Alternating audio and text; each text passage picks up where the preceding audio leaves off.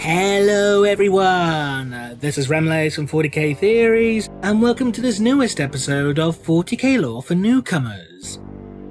For this episode, nominated on Patreon by Brandon A, we will be taking a brief look at the cybernetic constructs known as Servo-Skulls.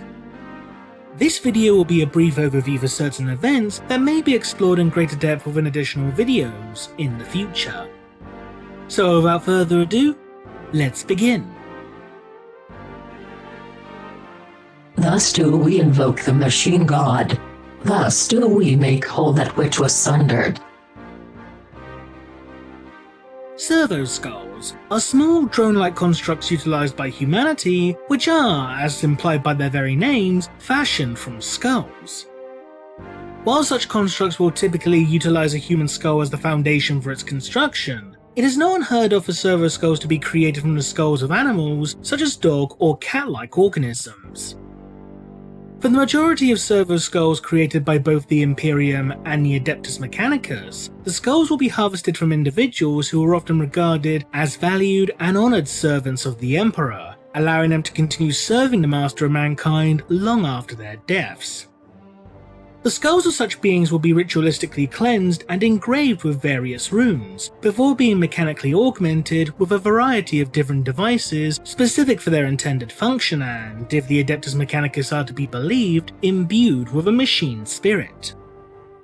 While some Servo-Skulls are capable of performing a multitude of different tasks, the vast majority will be programmed to fulfill a singular purpose, in a manner similar to that experienced by the cyborg slave constructs known as servitors.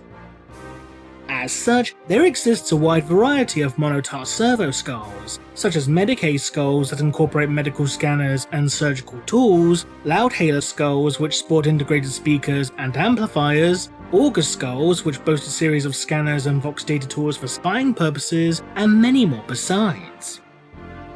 Some Servo-Skulls will be programmed to work in tandem with a specific master, while others will demonstrate a greater degree of autonomy, allowing them to perform their designated functions without the need of direct supervision or instruction.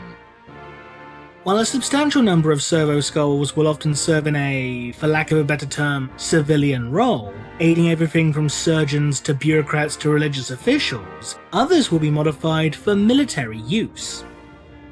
These more combat-oriented Servo-Skulls can either boast a series of inbuilt weapons, or can serve in a more supportive role, such as by broadcasting a series of binary signals to amplify the aggression of Skitarii warriors or combat servitors.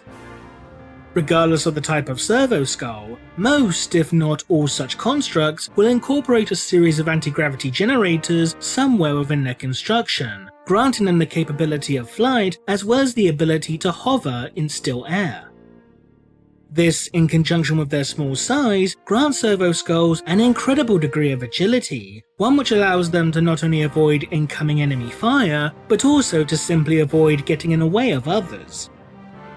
Some Servo-Skulls will even become mentally linked to their masters, where they will effectively act as familiars, becoming, for all intents and purposes, an additional set of eyes and ears to those that they have become bonded to. While Servo-Skulls are prominently seen throughout the Imperium, such constructs will also be utilized by the forces of Chaos, particularly the warriors of the Traitor Legions and Dark Mechanicum, in order to fulfill roles that are similar to that of their loyalist cousins, although Traitor Servo-Skulls may contain the bound essence of a demonic entity in the place of a machine spirit, but this is not always the case. Regardless as to how useful a Servo-Skull may be, they still serve as a grim reminder as to how dark the future has become. And that concludes this edition of 40k Lore for Newcomers. If you like this video, consider supporting us on Patreon for more content. To those that are new to 40k, we hope you learned something. So leave a comment below, and thanks for watching.